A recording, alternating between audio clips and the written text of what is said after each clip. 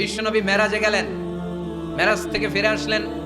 বিশ্বনবী বর্ণনা করলেন, আমি বাইতুল মাকদাস দেখেছি মাঝরাতে, লক্ষাধিক নবীকে নিয়ে নামাজের ইমামতি করেছি, 7 আকাশ দেখেছি, আল্লাহর আরশ দেখেছি, আল্লাহর সাথে কথা বলেছি, আবার ফজরের আগেই মক্কায় ফিরে এসেছি।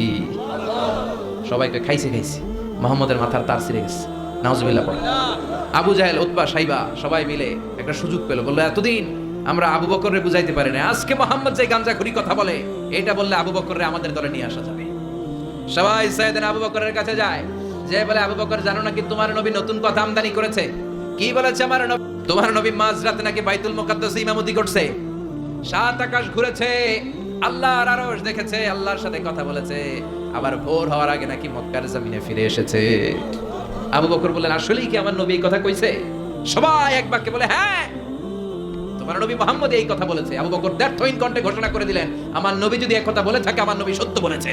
বিশ্ব নবী খুশি হয়ে গেলেন, সাইয়েদনা আবু বকরের জন্য দোয়া করে দিলেন, আজকে থেকে তুমি শুধু আবু বকর নও, আজকে থেকে তুমি আবু বকর as-সিদ্দিক।